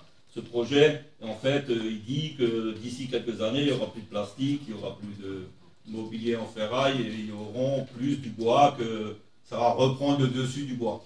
Donc en fait, grossièrement, hein, schématisé, ils vont travailler que du feuillu. Donc le feuillu, c'est du chêne et du hêtre, hein, chez nous. Ce bois-là, ils vont le débiter en faisant des palettes de pièces détachées pour les meubles, en fait, grossièrement. Ils vont faire les 4 pieds d'une chaise, le dossier, les côtés, voilà. Et ceux qui fabriquent des chaises, ils vont acheter 4, 5, 6, 10 palettes pour monter des chaises, ensuite faire l'assemblage. Grossièrement, c'est ça. Ça doit faire dans les 80 emplois au début, et ensuite ça peut aller jusqu'à 150, 160 emploi. Et le terrain proposé, je dis bien entre guillemets, le terrain proposé, c'est entre l'autoroute et l'accès au silo en Brouster. C'est en Brouster derrière, oui. Voilà. Dans cette zone-là. Dans la partie avant, au bord du RD52 et de la Mais ça n'a rien à voir avec le projet Rheinport. Non. Et Le projet Rheinport, là, je sais qu'il va se passer des choses, mais pour l'instant, il n'y a rien qui est sorti. Je sais qu'il y aura des entrepôts, il y aura mais on ne sait pas trop qu'est-ce qui va se passer encore pour l'instant. On le saura, puisqu'on va avoir les demandes de permis, ou déjà au début, les demandes de PA, parce que en fait, ils sont obligés de faire un PA, c'est ce qu'on a fait chez nous, ils sont obligés de faire un permis d'aménager, où il y aura la voirie, où il y aura les parcelles qui vont louer, et donc on saura qu'est-ce qui va se passer. Mais voilà. C'est surtout ce projet qu'on aimerait être un peu plus... le projet de Rheinport. Ah oui, d'accord. Mais savoir ce que ça aura comme impact pour le point, quoi. Mais nous, c'est-à-dire au niveau de la circulation, justement. Quoi. Mais s'il s'installe ici aussi, c'est en fait l'installation ici, ça ne va pas forcément au niveau de la circulation impacter le village, puisqu'en fait on est dans une zone industrielle. Il y a le RD52 qui est dédié à desservir la zone industrielle, et en fait du fait qu'on construit dans cette zone-là, donc on ne construit pas que dans cette zone. Il y a toute la zone qui va être aménagée, on est bien d'accord. Alors on sait que ce n'est pas du chimique déjà. C'est déjà bien. Ils vont utiliser, parce qu'il y a des matières qui viennent d'Allemagne, de Suisse et de France. Donc en fait, ils vont sortir par l'autoroute et ils vont faire les 300 mètres qu'il y a là pour aller dans les usines, dans la zone de ce secteur-là. Mais justement, moi, j'ai l'habitude de prendre ces autoroutes, autant celle qui va de Mulhouse à Bâle que celle qui va de Mulhouse à l'Allemagne ici, et je sors après en Suisse. Je vous garantis qu'il y a quand même de gros problèmes. Enfin, sur les dernières années, là, le trafic de poids lourds a augmenté de manière extraordinaire, quoi. Et d'ailleurs, le député du coin, là, Fuchs, a dit récemment qu'il allait s'occuper du problème sur l'autoroute entre Mulhouse et Bâle, quoi. Mais l'autoroute, les bouchons qu'on va avoir ici, ça risque d'être important aussi, quoi. Ici, ils vont venir de l'autoroute, alors je ne sais pas comment ils vont passer dans les bouchons. Moi, je ne sais pas quel bouchon il y a de l'autre côté. En fait, il y a eu des études de fait aussi pour les transports, je pense. Hein. Donc, oui, moi je connais pratiquement la situation, on peut en parler à l'occasion. Nous, ce qu'on a fait, et ce qu'on a fait nous, c'est qu'on voulait à l'origine aménager le carrefour, là, RD52, là, avec 2 petits carrefours. Moi j'ai demandé qu'on gèle le projet. Parce qu'en fait, on ne va pas faire 2 carrefours, un qui dessert vers RD52, un qui va venir vers le village et desservir aussi la plateforme douanière. On ne pas sachant ce qui va se construire de l'autre côté. Peut-être ce carrefour doit être déplacé carrément ailleurs, on ne sait pas. Donc il faut qu'on ait d'abord le PA pour voir qu'est-ce qu'ils vont faire dans cette zone, qu'est-ce qui va se passer, comment on va y accéder et comment on va sortir en sécurité. Parce que le gars qui va aller, ils vont pas aller tous tourner au rond-point et ensuite ils sont en face de la route et traverser la route en plein milieu. Il y aura forcément des aménagements. Donc d'aménager ce carrefour maintenant vite fait, ça n'a aucun sens. Franchement, ça n'a aucun sens. Moi, j'aurais demandé d'arrêter, j'ai pris la décision moi, là, ce coup-ci, et j'aurais demandé d'arrêter ce carrefour tant qu'on ne sait pas ce qu'il y a dans la zone et qu'on fait un vrai truc global. Juste pour terminer là-dessus, quoi, je veux dire, quand on vient de Mulhouse et qu'on arrive sur Haute-Marseille, il y a à certains moments de la journée, il y a un trafic énorme, quoi, de camions et de poids lourds. Il y a presque des bouchons, quoi. Je veux dire, alors qu'est-ce que ça va donner après, quoi? Alors là, il y a aussi un point qu'il faut prendre en compte, c'est que avec la baisse du carburant en France, tous les transporteurs de l'Est, tous les transporteurs d'Est demandent à leurs chauffeurs de faire un détour pour venir en France pour faire des carburants. Et ils font des détours de 200-300 km pour venir faire le plein. Et ce qui s'est passé là, c'est que il y a une seule station S24 qui était fournie, c'est celle-là d'Haute-Marseille. Il y en avait une, je crois, à Colmar et à Mulhouse, ou je ne sais plus où il n'y avait rien, tout était à sec. Et donc, ils ont fait détourner tous ici. Ils payent même les PV quand ils stationnent mal, ils les payent tous. Et il y en a un qui revient 2 jours après, il repaye le même PV. Et comme ça, tellement ils ont une différence de prix. Et donc ça a duré pendant, je sais pas moi, là, 6 mois là, hein, même plus. Hein. On a des problèmes tous les jours. Tous les jours, les entreprises m'appellent. Et moi, je pense pas qu'il faut fermer des entreprises parce qu'il y a des gens qui respectent rien. Je suis pas d'accord. Ensuite, il aurait aussi fallu se poser la question, à l'époque, est-ce que cette station est au bon endroit? Peut-être. Elle n'est peut-être pas au bon endroit. Donc, moi, je vais vous dire qu'on a travaillé avec l'État là-dessus, parce que là, c'est le sous-préfet. J'ai fait une commission avec le sous-préfet, on a travaillé là-dessus. On a sans doute trouvé une solution pour stocker un peu plus de camions dans la partie arrière, pour dégager un peu le RD52, pour que les gens qui vont au boulot le matin ne soient pas embêtés sur cette zone, et parce que là, il y en a qui passent en sens inverse, quoi, hein. Alors, une voiture, à la limite, peut voir une autre voiture, mais un poids lourd, je vais quand même dire que la camionnette des gendarmes, elle a été baignée. Hein. Voilà. Mais maintenant, il y en a une nouvelle qui a ouvert à Sossal, mais qui est correctement alimentée. Et donc, j'ai eu je communique régulièrement avec le patron de Clairefontaine et puis de Perreno, me dit que depuis une semaine, ça va bien. Donc, il y a un peu de trafic, mais c'est acceptable. Donc ça s'est amélioré, quoi. Ils veulent aussi mettre de l'hydrogène là-bas, je crois, non? Où? Derrière la S24, bien? Oui, il y a un projet, oui. Ouais. Mais ça va aller dans un projet, non, ça va aller dans un projet global. Ouais, mais le projet global de Rheinport, il faut quand même qu'on soit un peu vigilant, parce que la maire de Village Neuf a bien dit qu'il y a une pétition, il y a truc, elle ne les veut pas chez elle, les conteneurs, elle les veut. Haute-Marsheim, ça va très bien. Non. Alors, je ne suis pas persuadé que c'est que les conteneurs. Le truc conteneur, on l'a déjà dans l'autre côté. Hein. Oui, je sais. On réalise jusqu'à certains endroits. Moi, je pense que c'est plutôt des entrepôts de stockage, mais je peux aussi dire que les éléments qu'on voit, ou quand on discute avec les gens qui aimeraient venir là, où encore rien n'est fait, je le répète encore une fois, mais sont aussi prêts à voir un peu ce qu'ils vont construire.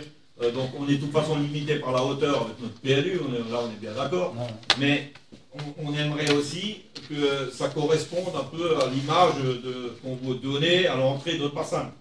Ça veut dire, on ne veut pas les grandes façades de 100 mètres de long, tout aligné, on veut du découpage, on veut que c'est... Et puis il faut aussi qu'il y ait de la verdure et tout ça. Donc ils y mettent vraiment, ils sont à l'écoute. Hein. Parce que ceux qui est le plus avancé, c'est cette menuiserie. On a vu une fois un plan, on leur a dit, là, ça passera pas. Quoi. Mais 2 semaines après, ils présentent autre chose. Hein. Ils s'investissent, ils écoutent. Donc, en fait, voilà, il faut maintenant attendre que les projets viennent, et puis ensuite on verra ce que ça va donner. Et encore une fois, c'est des projets, c'est du terrain privé. Mais parce que Rheinport, c'est quand même une association entre des Suisses et des Français, quoi, je veux dire. Et les Suisses sont très intéressés par le port d'ici pour exporter vers la mer du Nord, quoi. Ah oui, bien sûr. Et donc, ça veut dire, c'est ça le gros problème. À l'époque où il y avait une réunion publique à Village Neuf, là, où, ouais, je dirais, il parlait de 100 000 containers par an, quoi. Alors, je ne sais pas si on en est toujours là, quoi. Je sais pas. Non, j'en sais rien, franchement. Ouais. Moi, je pense qu'on sait qu'il va se passer quelque chose. On sera de toute façon mis au courant de ce qu'on va faire, puisque même si c'est privé, c'est sur le banc communal de Haute-Marsheim. On fera quand même attention à ce qu'on fait.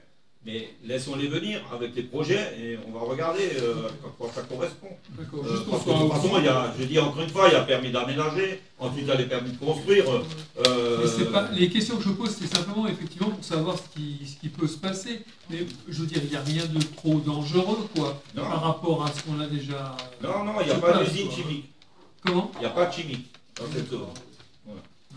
Enfin, d'après ce que moi je sais, il n'y en a pas. Ouais. Donc après, on va laisser venir les projets, et puis on en discutera, on verra ce que ça va donner. Peut-être que ça va être très bien, j'en sais rien. Ou peut-être pas du tout. Il faut déjà qu'on soit informé, quoi. Ce sera déjà pas mal, quoi. Mais justement, puisqu'on parle de chimique, là, je veux dire que moi, j'observe Borealis, ça fait au moins 4 mois qu'ils sont à l'arrêt, quoi, en gros. Hein. Ils vont faire la maintenance, de toute façon ils font des travaux de maintenance, donc ils nous disent régulièrement qu'ils arrêtent pour faire des travaux de maintenance. Non, mais ils arrêtent en continu, là, d'après moi. Hein. Moi, je connais un peu le Oui, mais on le sait, là ils ont arrêté 2 ou 3 semaines pour faire de la maintenance. Non, mais plus que ça. Quoi. Non, ils avaient redémarré, on le voit là, on a les infos. On distribue à la population. Ils n'ont pas redémarré longtemps. Oui, mais eux ils payent aussi le prix du gaz, là. Voilà, c'est ça le problème. Mais justement, on est bien d'accord. Mais c'est quoi la suite de Borealis, à votre avis Nous, on a eu Borealis qui était là il n'y a pas longtemps. Borealis, ça va continuer. Le seul truc qui va... Alors, je ne sais plus si c'est... Je sais plus quelle nationalité va acheter des engrais. Ah voilà, c'est ça. Ouais. Ça, voilà. j'ai vu aussi. Mais ça marche bien pour l'instant. Donc, ils ont des projets, mais quand on l'aura vu, nous, on vous dira aussi... Vous voulez dire qu'ils vont vendre les engrais, c'est ça ou quoi? D'après ce que je comprends, mais je ne sais pas plus. Ouais. J'ai une question, mais ça n'a rien à voir. Si on peut changer. Sur l'élimination de la maison de santé. C'est bon, on a fait... Ok, parce que c'est... moi j'habite juste à côté, pour moi c'est Hollywood. Hein. Quand je rentre le soir à 23h, il n'y a que ça qui est allumé. Donc... Alors, j'ai renoté la maison de santé avait 2 points. Le premier point, c'est les 3 luminaires qui sont sur la route, le parking, enfin le trottoir qui illumine la route. Voilà. Ensuite, on a l'éclairage de l'intérieur du parking de la maison de santé, qui, à mon avis, n'est pas couplé avec le réseau EP de la commune, c'est-à-dire l'extérieur, et c'est donc couplé avec l'intérieur du bâtiment. On a envoyé un mail pas plus tard que 2 semaines, je crois, aux ateliers. Ils travaillent dessus pour voir comment ils peuvent diminuer déjà l'éclairage du parking, supprimer ces 3 lampes et peut-être mettre sur le bâtiment une lampe sur 2 pour que ça éclaire un peu moins. Mais il faut quand même laisser un peu de lumière dans ce bâtiment puisque vous savez que c'est une maison de santé, c'est comme les pharmacies, il faut quand même que ce soit un peu protégé, enfin au moins qu'on ait un petit éclairage. On me dirait dans la nuit, si on veut voler quelque chose, on est obligé de s'éclairer, donc on les verra forcément, mais il n'y a pas forcément quelqu'un qui est là pour les voir. C'est surtout qu'on voit maintenant le dimanche, par exemple, non, on est d'accord. C'est allumé. On est d'accord. Mais il y a aussi des infirmiers qui sont là dimanche, toute la journée. Voilà. Mais on peut mieux faire dans ce bâtiment, je le concède. Ça, c'est quand ils n'oublient pas d'éteindre la lumière dedans, parce que des fois maintenant ça tourne toute la nuit dedans aussi. Hein. Ça arrive de plus en plus souvent. Hein. Mais normalement, ça doit s'éteindre puisque c'est tout automatisé. Je veux dire, dans la salle d'attente, il y a des fois, ça reste allumé toute la nuit. D'accord, on va leur dire. C'est bien de remonter, on va leur dire. On peut mieux faire. Là, il n'y a pas de problème. Mais on a envoyé à l'atelier, ils vont s'en occuper. Moi, j'ai une dernière petite question. Là, on en avait déjà parlé, il me semble, je ne suis pas certain, mais lors du dernier conseil, quoi. Qu'on aurait une présentation un peu de ce que vous prévoyez au niveau touristique, quoi, tourisme, etc., le développement touristique. C'est prévu, monsieur Schmitt. Comment? C'est prévu. Très bien. Je vais vous expliquer. D'accord, alors je termine juste ma question. Là. Oui, et par exemple, moi, sur Facebook notamment, on voit partout de nouveau Sevin qui refait des trucs, là, mais ça a l'air un peu touffu. Sevin a le droit d'écrire ce qu'il veut, et nous, on a le droit de dire... Mais non, mais où on en est? Mais nulle part. Nulle part, monsieur Sevin a reçu un courrier de fin de non-recevoir de toutes ces demandes. Très bien. Voilà. Ouais. Non, donc nous, on ne peut pas contrôler sa communication, puisqu'on l'a découvert. Mais je pense qu'il veut toujours, il avait eu l'autorisation d'aller au couvent, ça ne nous regardait pas cette histoire. Non, le couvent ne nous regardait pas. Donc il va le refaire quand même, le couvent.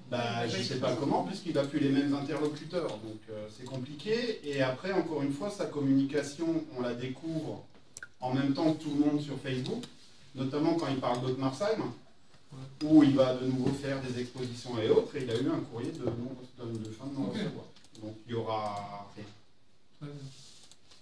Après, s'il veut faire quelque chose au couvent que lui donne l'autorisation, on ne peut pas faire grand-chose, c'est privé. Voilà, mais moi je ne pense pas.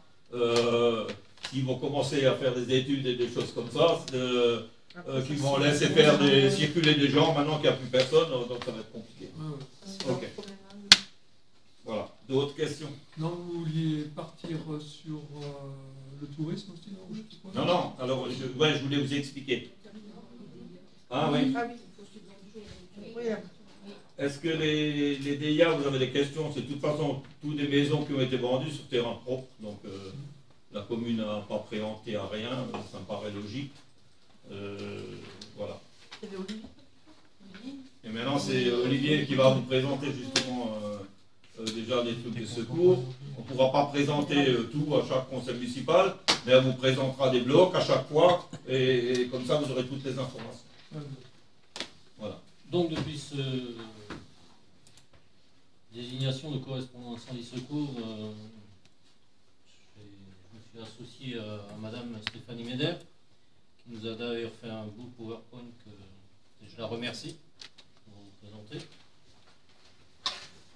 L'avantage d'Opmersheim aussi, bon, c'est pour un poste comme ça, on a quand même une belle caserne qui tourne bien, qui tourne très fort d'ailleurs cette année. J'entends jusqu'à 600 interventions, il me semble.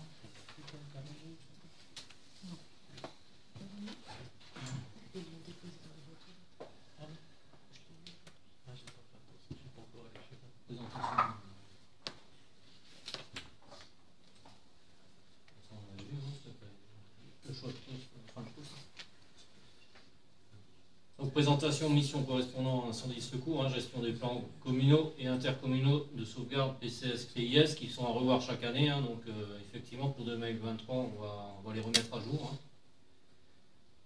Participation à l'élaboration et à la modification des arrêtés, conventions et documents opérationnels, administratifs et techniques du service local d'incendie qui relève le cas échéant de la commune.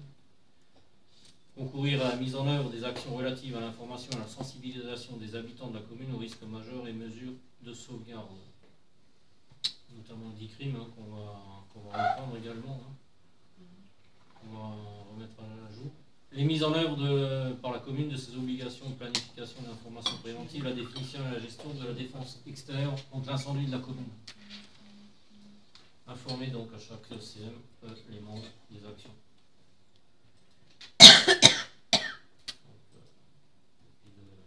Octobre, c'est un peu de temps qui est passé.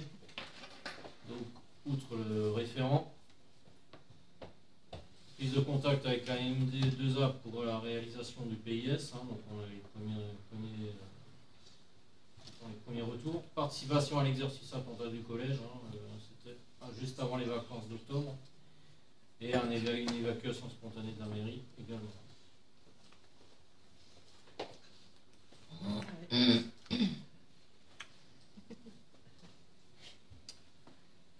En projet à révision du PCS début 2023, comme il doit être quand même repris chaque année. Idem pour le PIS. Et on va déjà voir aussi un travail de prévention sur les incendies de forêt à destination de la population avant l'été 2023. Ça c'est une priorité vu ce qui s'est passé cet été, notamment sur l'axe Haute-Marseille-Monsheim. Donc pour éviter ce genre de... C'était quoi finalement Incendie volontaire. C'était volontaire. C'était un mégot, non? Oui, c'est un mégot. Même si quelqu'un jette un mégot, c'est volontaire. Bon, ça leur a quand même... Ouais. Mais aujourd'hui, quand vous avez une voiture, vous n'avez plus de cendrier. Ah ouais, c'est vrai. Faut pas fumer. Après, tu vends des voitures sans cendrier en soi. Ça, c'est vrai. C'est une option. Mais t'as pas le droit de fumer dans une voiture normalement. Quand tu roules. Moi, je suis pas fumée, je fais pas remarquer, mais oui. Donc, avez-vous des questions, des suggestions par rapport à ça, des idées éventuellement Moi j'ai une question. On avait voté, je sais plus quand c'était, un plan où il y avait nos noms. Oui, PCS. Ouais.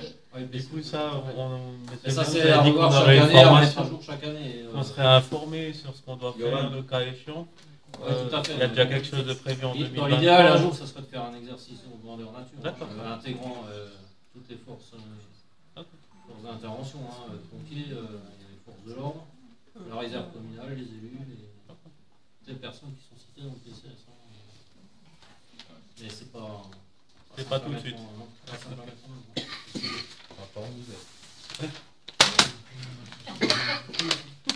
Un rappel du geste de premier secours. Premier secours, c'est souvent demandé, je le demande régulièrement. Bon, de toute façon, pour le personnel communal, c'est fait. La réserve communale, j'insiste insiste aussi, la réserve communale, premier secours, l'utilisation des extincteurs et compagnie. Ça, c'est quelque chose qui est redemandé. Hein. Après, le centre de secours, comme dit, est très engagé cette année. J'ai l'impression que des chiffres assez impressionnants en hausse, hein, d'après ce que j'entendais du chef de centre. Donc, détacher du personnel pour prendre du temps pour les formations en plus, c'est pas toujours évident. Peut-être aussi des infos aux citoyens sur les risques industriels, ce serait bien aussi ça. Des crimes, oui, tout à fait. Des crimes, de toute façon. Hein. Celui-là, il va être repris, on va peut-être même le reprendre. Les attitudes à adopter, vraiment. Il est consultable, hein, de toute façon, on l'accueille à la mairie. Hein, et il va être revu, hein, il me semble, avec le CME. Déjà. Après, c'est des documents qu'il faut mettre à jour, puisqu'en fait, les numéros de téléphone, les fax, tout ça, ça change régulièrement. Et donc, parce qu'on a remarqué qu'une fois, il y avait même des téléx. Voilà. Oui, ça existe encore, ça n'existe plus. Oui, c'est possible aussi d'avoir une formation sur les trucs verts qui est en bas là, pour si on fait une crise cardiaque. T'as juste à écouter. Ah, ça parle. C'est très addictif. Ok, je savais pas que ça parlait. Franchement, ouais. Mais moi, après, maintenant, déjà, je voulais remercier Olivier, le féliciter pour cette matinée de Maga de dimanche. Donc, vous étiez à peu près 70 femmes. Donc, bravo à toi. Et après, c'est vrai que maintenant, on pourrait peut-être aussi faire un dimanche matin pour les gens intéressés, faire un peu de secourisme. Ça pourrait être sympa aussi. Oui. Ah oui, tout à fait. Oui, bon formateur. Ouais. Le secourisme, c'est quand même particulier. Non, mais après, peut-être quelques gestes. La problématique, c'est la responsabilité après du formateur. Si l'élève fait une manip, c'est la responsabilité du formateur. La délivrance du diplôme n'exonère pas le formateur par rapport à ses responsabilités aussi. Mais il y a peut-être des choses sans diplôme, mais juste une information, quoi. Mais il y a une idée où Olivier pourra donnerait les coordonnées là. On peut se rapprocher de l'UDSP qui met à disposition des moniteurs pour faire des grands-messes. Alors je sais qu'à Ilzac, ça a été fait une fois 24 heures sur 24. C'était fait pendant tout un week-end. Ils ont commencé le matin à 6 heures, ils ont fait toute la nuit jusqu'au dimanche matin à 6 heures. Et donc ils ont passé tous les gens qui voulaient passer. Donc il y avait des moniteurs. Il faut aussi des mannequins. En fait, il faut un peu de matériel. On peut faire des formations, mais c'est gestuel. Hein. Il faut toucher pour comprendre comment ça fonctionne. Hein. Et si on ne peut pas toucher, c'est pas la même chose. Quoi. Mais ça existe. Je te donnerai les trucs. Ça peut être fait, une grand-messe. Mais alors, moi, je me souviens que quand j'étais encore chef de centre, on l'avait fait un jour et on a eu, d'ailleurs, tous les employés de la commune étaient présents, il y avait des élus. Et ensuite, au niveau du village, on avait peut-être toute la journée, de 8h du matin à 19h le soir, peut-être 10 personnes, quoi, 15 personnes, pas plus. Mais je pense pourtant, on a bien fait. Et aujourd'hui, c'est important de savoir ces gestes. Ça a changé. Je pense que... Mais il faut le faire plusieurs fois, il ne faut pas baisser les bras parce qu'il n'y en a pas assez la première fois, il faut persévérer. Et puis, au bout d'un moment, avec des bouches à oreille, ça vient, on arrive à faire quelque chose qui tient la route. Mais il faut l'organiser, c'est clair. Il y a une possibilité. C'est aussi bon pour les jeunes, mais c'est bon pour tout le monde. Ouais, tous les âges. Voilà. Merci Olivier. Juste un petit truc sur ce qui s'est passé là, dont j'ai oublié son nom. Ce que vous avez fait ce week-end, le week-end dernier à la salle polyvalente, là, le Krav Maga, là, je sais pas quoi. Moi, ce qui m'a un peu dérangé, c'est la communication que vous avez faite, quoi. On a l'impression vraiment que, après avoir fait cette journée, les femmes vont pouvoir se défendre contre vraiment des agresseurs, quoi. Moi, je crois que c'est un c'est un peu exagéré, quoi. C'est pas aussi simple que ça. Et ensuite, j'ai trouvé que c'était vraiment opposer les hommes et les femmes aussi. La communication qui a été faite par la mairie. Hein. Ok. En réalité, ça n'a pas été ça du tout. Confiance aux femmes. Ouais. Oui, mais ça ne suffit pas de donner confiance face à un agresseur, à mon avis. Oui, mais ça aide. D'abord, c'est un premier pas. Je veux bien, c'était juste un avis que je voulais donner. C'est ta perception, il n'y a pas. C'est votre perception, il n'y a pas. Pardon. Débat. J'y étais. Ah non, je parle du. On y était tous. Dimanche, là. Dimanche. Ah bah non, je croyais que c'était réservé aux femmes. Non, il est passé voir le nombre de personnes et comment ça se passait. J'y étais Il a en pas tant pratiqué. qu'observateur, je suis passé voir. Ah, ok. Franchement, j'ai trouvé ces dames très très motivées. Et moi je me dis, De tous les âges, ouais. faut que je regarde si j'en ai pas une ou deux dans mon quartier là, parce qu'il faut que je fasse attention, parce qu'ils étaient très motivés. Non, et puis on Ça peut parle dire, aussi. maintenant au niveau de la pédagogie, Monsieur Schmitt, où je vous rejoins pas, c'était vraiment, Jeannot, s'il te plaît, c'était au niveau de la pédagogie, c'est vraiment se faire confiance et de se dire, c'est pas parce que maintenant, ça a été aussi emmené comme ça, hein, c'est pas parce que maintenant nous sommes quand même, nous en tant que femmes, les personnes les plus vulnérables et les plus attaquées et les plus agressées. Enfin, faut pas, je veux dire, attendez, vous voyez les choses un peu de manière. Mais monsieur Schmitt, c'est une réalité, c'est des Non, choses. mais je veux dire, consultez un psy éventuellement. Hein. Non, simplement, informez-vous sur le nombre de victimes de l'année. Mais monsieur Schmitt, déjà dit. Ou à Haute-Marsheim. Le monde Monsieur Schmitt, déjà. Non, mais j'ai rien contre ces Je ne vous exercices. permets pas de me dire que je dois consulter un psy ou quoi que ce soit. Je pense qu'ici, nous sommes tous au courant de la situation. De quelle situation? En France, il y a beaucoup plus de femmes que d'hommes qui se font agresser. Donc là, maintenant, parlez de ça. Donc pourquoi maintenant, vous êtes toujours dans le négatif? Il s'est passé quelque chose de bien. On a fait maintenant avec... Moi, je parle simplement de la communication. Moi, je prends ça, c'est contre les hommes, quoi, simplement. Mais non, il n'y avait pas de contre les hommes, il y avait... Alors, si je peux me permettre, moi, j'ai assisté à cette... Mais moi, je vous parle de la communication. Oui, mais moi j'ai assisté à ce stage, donc je vous parle de ce que j'ai fait. Je peux vous dire que c'était dans le cas où une femme se fait agresser, mais que ce soit par un homme ou par une femme. Et ça a été dit à plusieurs reprises. C'est pas les hommes les méchants et les femmes les gentils. C'est qu'est-ce qui se passe si on se fait agresser. Vous faites peur à tout le monde, quoi. Mais n'importe Mais moi, regardez les informations, j'ai des femmes qui ont réagi comme ça. Regardez les informations, mais... et toutes les femmes qui étaient là étaient bien Tout le contentes monde de ne peut ça. pas être toujours d'accord avec tout. Voilà. Mais vous avez le droit de penser comme ça, il n'y a pas de problème. Vous avez le droit de vous exprimer dans ce sens-là, aucun problème. Juste intervenir, ce qui est surprenant, donc il faut aussi savoir, je ne me souviens plus des deux associations qui étaient présentes. On avait nous toutes, il y avait on a la police. Et en plus, en conclusion, c'est qu'il y a eu une demande qui est quand même venue de plusieurs personnes d'élargir ce genre d'activité aux jeunes filles des collèges, voire des primaires. Donc ça, on l'a même pas... Mais est-ce que c'est vraiment le rôle de la commune de faire ça aussi? On soutient... Je pense que la police devrait réagir déjà différemment par rapport aux agresseurs. Nous avons des associations, nous venons en soutien... C'est eux qui ont mis le débat en... Si ça peut sauver des gens en situation. Oui, ok.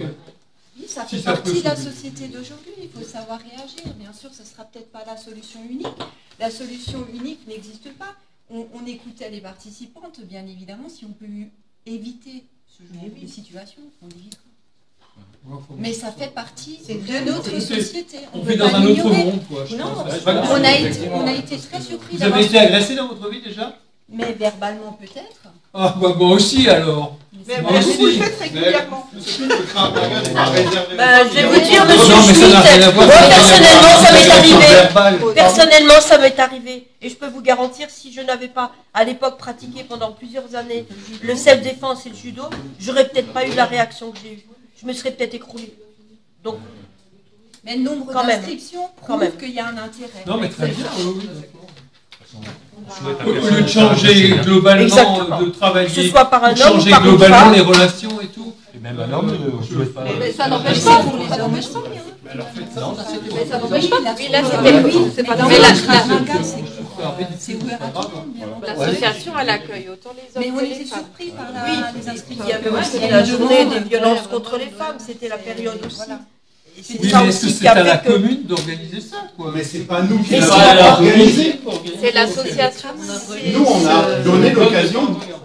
Ok, ok. Voilà, mais c'est pas nous qui l'avons organisé. Ouais, mais il y avait beaucoup, oui, d'accord. Ouais.